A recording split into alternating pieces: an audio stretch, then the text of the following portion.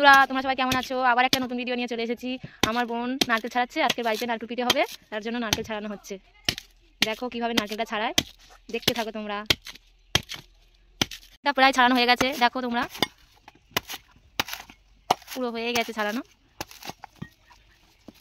নারকেলটা দেখো ছাড়াচ্ছে, পরিষ্কার হচ্ছে নারকেলটার পুরো ছালগুলো।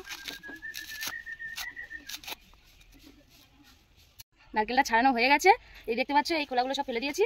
এর গায়ে দেখতে পাচ্ছ সব এগুলো লেগে আছে, এগুলো ভালো করে পরিষ্কার করতে হবে, নাহলে নারকেলটা কোরানোর সময় এই নোংরাগুলো গিয়ে পড়বে। এই নারকেল ফাটাচ্ছে আমার বোন তো এইভাবে নারকেল ফাটায়। সব কটা ফাটানো হয়ে গেছে, এই থালাতে সাজিয়ে নিয়েছে। এবার নারকেলগুলো পুরনো হবে। আর এই জল হয়েছে আমাদের, এই যে নারকেল। ময়দা নিয়ে এসেছে, এবার ময়দাটা মা মাখবে। আমার মা ময়দাটা মাখবে। দেখো আমার মা কি সুন্দর করে মাখছে ময়দাটা।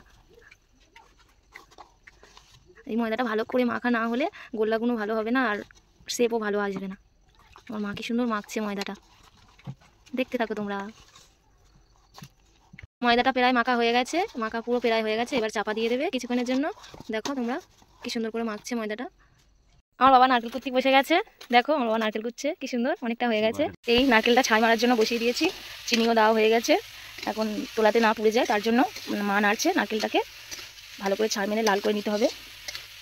নারকেলগুলো দেখতে পাচ্ছ হালকা হালকা লাল হয়ে গেছে, আরও ভালোভাবে একটু লাল হবে, তারপর নামিয়ে নেবো নারকেলগুলোকে। নারকেলটা হয়ে গেছে, এবার নামিয়ে নেবো।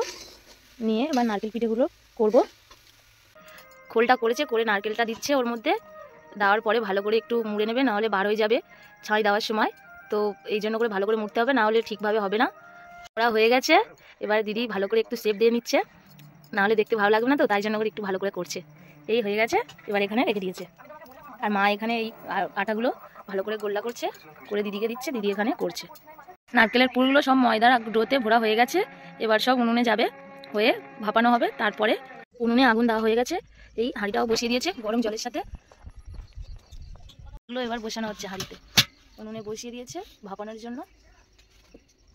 উনুন থেকে লাভিয়ে নিয়ে চলে এসেছি। এই দেখো কত সুন্দর হয়েছে, ভাপানো হয়ে গেছে। এই হাত দিয়ে দেখাচ্ছি তোমাদেরকে।